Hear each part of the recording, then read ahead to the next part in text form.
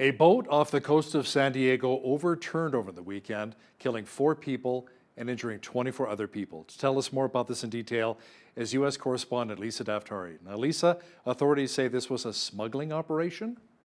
Yes, very unfortunate that these individuals had to perish in this way. Experts are saying this is because of choppy waters in that area. There were debris everywhere. And unfortunately, this was Sunday morning, and these individuals, the ones who were pronounced dead, there were pronounced dead on the spot, and the one other was critical and rushed to the hospital. Yes, a smuggling operation. I don't know if you remember recently we had the car accident in Texas that was also a smuggling operation, in which also there were a number of casualties. This brings our attention to these various smuggling operations, how risky they are, and really how dangerous they are for our national security. Are we missing so many of these operations that are coming in, whether by boat, by car, on piggyback? And how can we stop this? How can we keep these people safe and really prevent this caravan or this overflow of people coming in? Look, smuggling has always been around, but right now there's a different message coming from the White House. Just an hour ago, Biden announced that he will quadruple. There will be 4 times as many migrants allowed into the country. I mean, can this country absorb that? Or will smuggling become even a more popular pastime or a hobby or business in the case of many of these coyotes and others that take to smuggling because of the supply, demand, etc. So awful. It just amazes me how many countries around the world still look at the United States as the land flowing with milk and honey, and we got to get there as soon as possible. Lisa, Iran's President Hassan Rouhani declared that the United States has been defeated in its economic war against his country. He says the sanctions are at the brink of termination, but a top official from the Biden administration says, there's no deal quite yet, and the negotiations between the two countries are ongoing. Yes, it's he said and then he said, right? Two sides of the story. Meanwhile, you'd think the Iranian regime would be on its best behavior if they're at the negotiating table in Vienna with the United States and other world leaders to try to strike up a deal, to try to get the sanctions removed, to try to normalize relations. But yet, what are they doing? They're off creating rumors about the United States, that the sanctions are going to be removed, that we're getting into a prisoner swap, that we're going to release $7 billion in frozen assets. Doesn't look too good. But what does that tell us? That tells us that Hassan Rouhani and the rest of the Islamic Republic regime believes that they've got this in the bag. They know that the leaders in Washington and at that table in Vienna want this Iran nuclear deal so badly that they can preemptively say, look, we got the deal, to kind of, rush things along and get that deal. Another thing I want to bring your attention to is that we're looking at an upcoming election in Iran in June, a very unpopular time for the regime, because that is when people come out and say, we're not voting. Why are we not voting? Because we're not even going to choose between your selection of mullahs. We want a regime change. And that's when they take to the streets. There have been protests in previous years during election time. And that's what the regime in Iran is fearful of. So why not strike up a deal, bring home this enthusiasm that sanctions will be removed, and everything will be back to normal at home. That's exactly what we have to prevent against. And many of the people who are against the Iran nuclear deal talk about exactly that. Let's not let them off the hook so easily. Now let's go back to talk a bit about that prisoner swap, which you mentioned just a few moments ago here.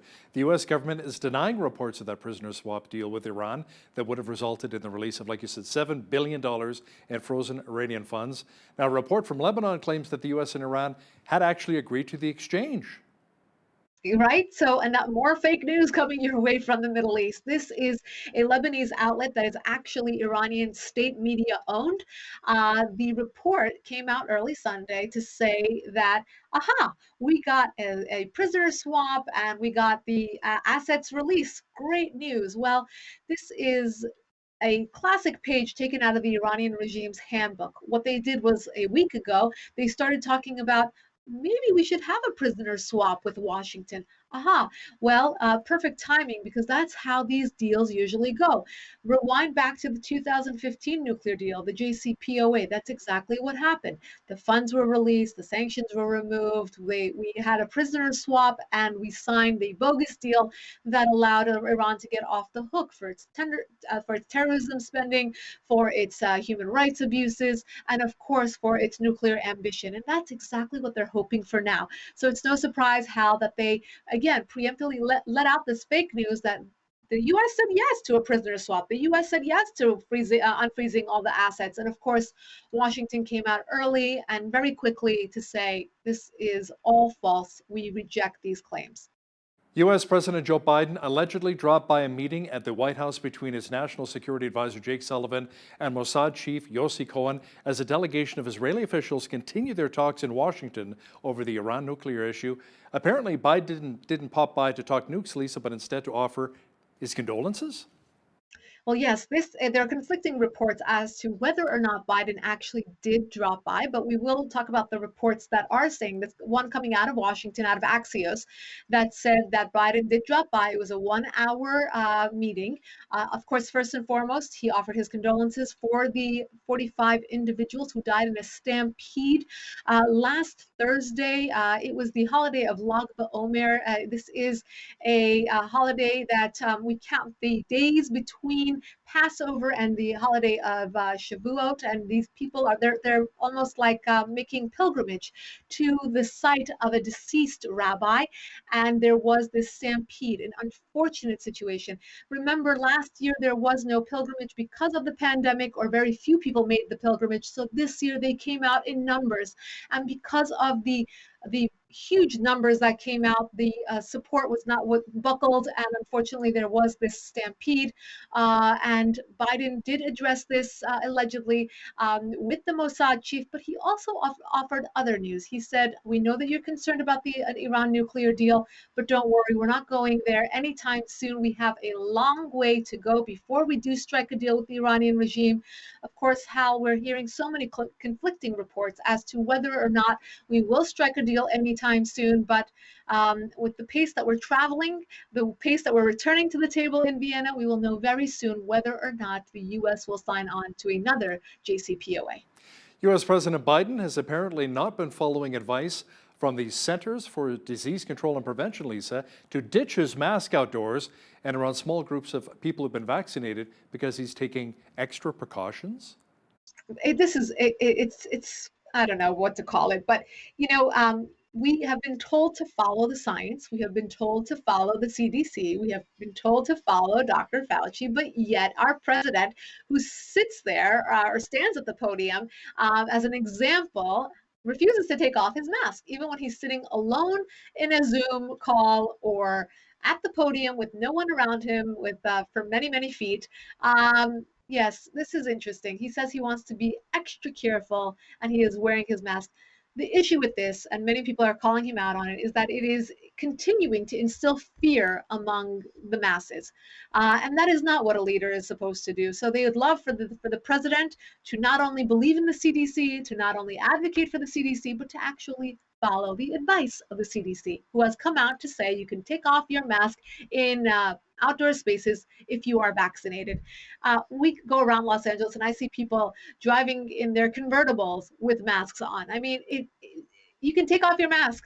I think it's pretty safe now to do so, particularly if you're vaccinated and you are outdoors. That's what the CDC is saying. So I think we can listen to that.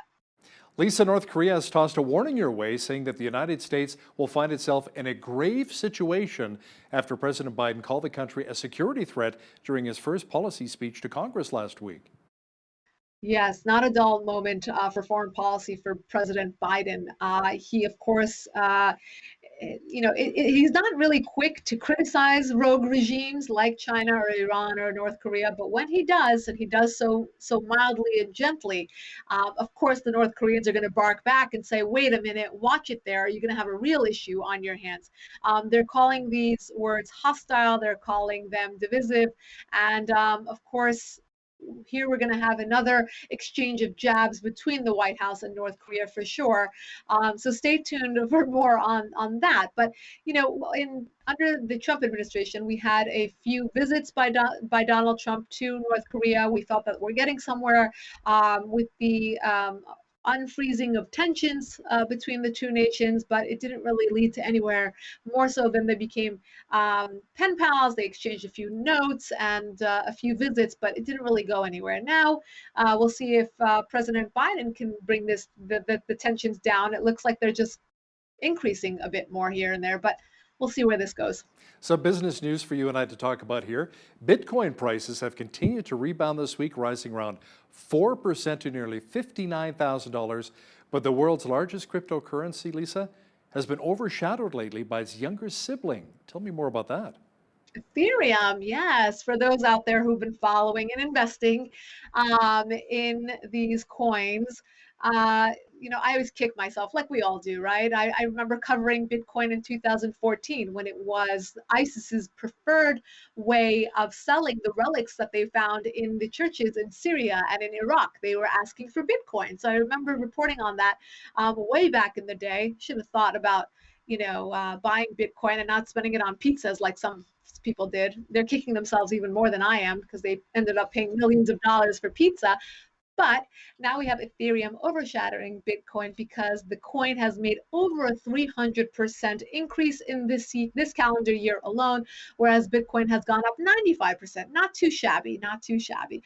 But if you're following the coins, I don't know where this is headed. I know it's driving Wall Street crazy. It's driving people who have been following the markets and studying them in a very textbook manner. It's driving everyone crazy. But this is the future, so we better all hop on and learn more about all this stuff. I remember when Google first came up a number of years ago and I had a chance to actually buy 100 shares in Google. At that point, I was like, Google, what a dumb name. That's never going to take off. That's never going to happen. If we could only go back in time a little bit, right, Lisa? Oh, yes. Oh, yes. Now, on a more serious note, hospitals are apparently now full to capacity in Argentina as COVID-19 cases there hit 3 million, and India has reported almost 370,000 new coronavirus infections. Yes, Hal, I included this in my daily briefing this morning because we've taken our eyes off of COVID numbers, and because in North America we're doing much better, thank God. The vaccine is making its way. Europe is flattening the curve, their second curve, I should say, once again. But it's still an enigma why in certain places they are just sort of surging now, where variants are not able to, or the variants are so horrible that they are not able to catch up and flatten the curve. And that's in places like India, which is number one right now, over 300,000 new cases just in one day yesterday.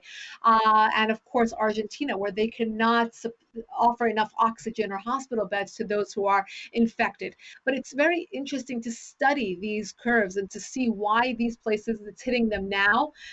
Is it the weather? Is it the population density? Is it the variants? And in India, that's a very large conversation or important conversation, is about how the variants are what's really tricky in getting a handle on this. But I know that there's been an outpour of supplies and support coming from the Middle East and Europe, and of course the United States and Canada, in supporting India and getting those supplies over to them. But it's just not fast enough. It's spreading like crazy there, and our hearts go out to them. We hope that they can get a handle on this sometime very, very soon.